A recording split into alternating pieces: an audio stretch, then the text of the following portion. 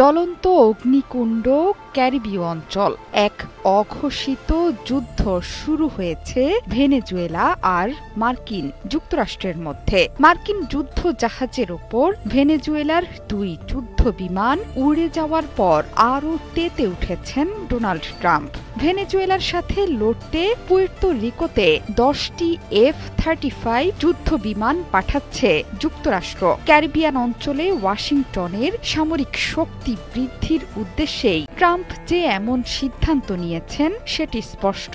যদিও যুক্তরাষ্ট্র বলছে মাদক চোরাচালানকারী চক্রকে রুখতেই 10টি F-35 যুদ্ধ বিমান পাঠাচ্ছে Washington. 313 soldiers to be somewhat exact. একদিন আগেই পেন্টাগন বলেছে বৃহস্পতিবার আন্তর্জাতিক জলসীমায় মার্কিন যুদ্ধ বিমানের ওপরে উড়ে গেছে ভেনেজুয়েলার 2টো সামরিক বিমান। এই ব্যাপারটিকে অত্যন্ত উস্কানিমূলক বলছে পেন্টাগন। এরপরই পুয়ের্তো রিকোতে স্টেলথ ফাইটার পাঠানোর ঘোষণা এলো যুক্তরাষ্ট্র থেকে। এই যুদ্ধ বিমানগুলো দক্ষিণ ক্যারিবিয়ানে এর আগে মোতায়েন করা মার্কিন যুদ্ধ জাহাজের সাথে যোগ দেবে। মার্কিন সূত্রের বরাত দিয়ে আন্তর্জাতিক গণমাধ্যমগুলো বলছে অত্যাধুনিক F-35 যুদ্ধ বিমানগুলো পুয়ের্তো রিকোর একটি বিমান ঘাঁটিতে মোতায়েন হবে। It's going to have the biggest impact, I think, of anything that can possibly be done.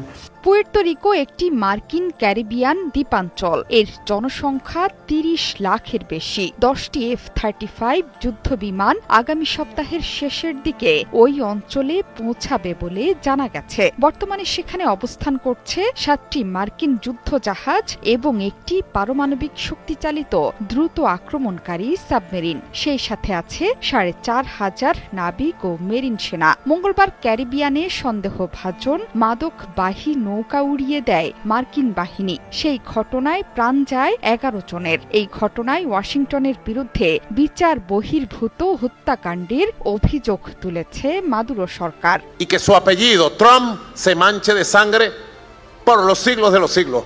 মূলত মাদক কারবারির অভিযোগ তুলে চীন, রাশিয়া এবং ইরানের বন্ধু নিকোলাস মাদুরোকে উৎখাতে জোর তৎপরতা চালাচ্ছে মার্কিন যুক্তরাষ্ট্র। ভেনেজুয়েলার 2014 সালের নির্বাচনে নিকোলাস মাদুরো জিতে গেলেও ভোটকে অবৈধ বলছে যুক্তরাষ্ট্র। ট্রাম্পের দাবি ভেনেজুয়েলায় সরকার উৎখাতের কোনো ইচ্ছে নেই যুক্তরাষ্ট্রের। তবে যেই নির্বাচন হয়েছে সেটি অদ্ভুত।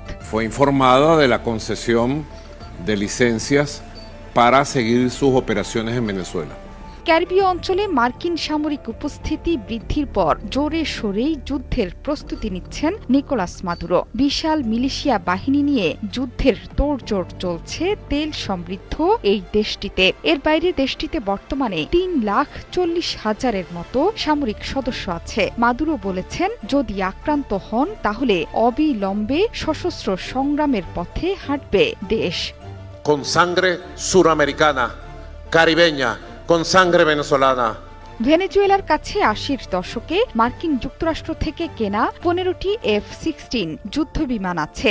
এর বাইরে তাদের হাতে আছে বেশ কিছু রুশ যুদ্ধ বিমান এবং হেলিকপ্টার। তবে যুদ্ধ শুরু হলে পশ্চিমাদের শত্রু চীন, ইরান এবং রাশিয়া নিকোলাস মাদুরোকে সমর্থন জানানোর কথা এরই মধ্যে জানিয়ে দিয়েছেন।